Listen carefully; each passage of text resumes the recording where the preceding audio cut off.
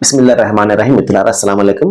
దైవశాంతి మనందరిపై కూడా కురియుగాక. మనము మీతో 2 నిమిషాల కార్యక్రమంలో ఉన్నాము. ప్రవక్త ముహమ్మద్ సల్లల్లాహు అలైహి వసల్లం వారి యొక్క ప్రవచనాలు వింటూ ఉన్నాము. ఈ రోజున 693వ ప్రవచనాన్ని విందాము.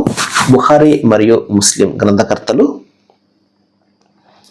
మహాశిరారా, ఈ జీవితం తాత్కాలికము, మనకు తెలిసినటువంటి విషయమే.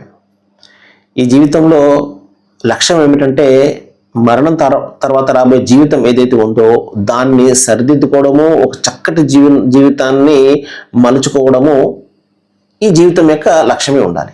ఈ జీవితాన్ని ఉపయోగించుకొని రాబోయే జీవితాన్ని మనము జాగ్రత్తగా అందంగా దాన్ని మనం తయారు చేసుకోవాలి. ఎందుకంటే మన వద్ద ఉన్నటువంటిది ఏదైనా ఉన్నది అంటే ఇక్కడ ఈ జీవితమే. ఈ జీవితము పోతే మళ్ళీ రానటువంటి జీవితము ఒకే ఒక జీవితము.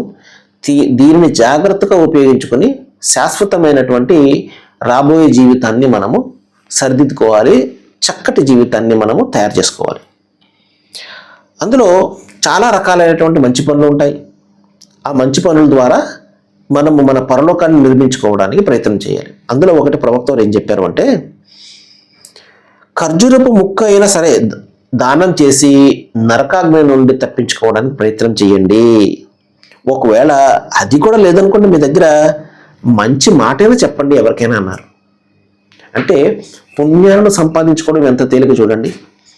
సరే, పెద్ద పెద్ద పుణ్యాలు ఉంటాయి. డబ్బులు ఖర్చు పెట్టాలి, డబ్బులు ఖర్చు పెట్టి అన్నదానము, లేకపోతే ఇంకోటి ఏదో ఎవరికైనా ఏదైనా ఆపద ఉన్నప్పుడు వారికి సహాయం చేయడము, ఇవన్నీ కూడా ఉన్నాయి. అయితే అవన్నీ లేనటువంటి వాళ్ళు ఏం చేస్తారు? ఉదాహరణకి ఒక వ్యక్తి ధనవంతుడు అనుకోండి, ధనం ద్వారా అతను ఈ పుణ్యాలు సంపాదించుకోగలుగుతాడు. ఆ దాన ధర్మాలు, ఈ దాన ధర్మాలు చేసి. ఒక వ్యక్తి ఏదైనా అధికారంలో ఉన్నాడు అనుకోండి, తన అధికార బలంతో రకరకాల మంచి పనులు చేసి లేకపోతే ప్రజల యొక్క అభిమానాన్ని, పుణ్యాన్ని సంపాదించుకుంటాడు. ఏమండి, ఏమీ లేనటువంటి వ్యక్తి ఏం చేయగలుగుతాడు? ఎలాగ మరి అతను ఏమీ లేకుండానే వెళ్ళిపోవాలా? అటువంటి వ్యక్తికి ప్రవక్త వారు ఏం చెప్పారు అంటే, చిన్న ఖర్జూరపు ముక్కను దానం చెయ్యి. అది కూడా చేయలేవు నువ్వు, అది కూడా నీ దగ్గర లేదా? అంత బీదరికంలో నువ్వు ఉన్నావు. అయితే మంచి మాటనే చెప్పు.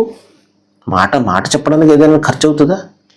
ఇంగ్లీష్లో కూడా ఒక మంచి సామెత ఉంటుందండి, సివిలిటీ కాస్ట్స్ నథింగ్ అని చెప్పేసి. అంటే మర్యాద ఇవ్వడానికి, మంచి మాట చెప్పడానికి ఖర్చు ఏం లేదని చెప్పేసి. అంటే ఖర్చు లేకుండా పుణ్యాన్ని సంపాదించుకోవచ్చు. మంచి మాట. అది చెడ్డ మాట చెప్తే పాపం సంపాదించుకుంటాడు. పుణ్యానికి వ్యతిరేకం పాపమే కదా. కాబట్టి మంచి మాట చెప్తూ మనం పుణ్యాన్ని సంపాదించుకోవచ్చు, చెడ్డ మాటలు మాట్లాడుతూ పాపాన్ని కూడా సంపాదించుకోవచ్చు. కాబట్టి పుణ్యాన్ని సంపాదించుకోవడానికి ఈ నోటిని మనం ఉపయోగించుకోవాలి, ఈ నోరును ఉపయోగించుకోవాలి. మహాశిల ప్రవక్త వారు అదే చెప్పారు. ఖర్జూరపు ముక్కను దానించి, అది లేకపోతే మంచి మాట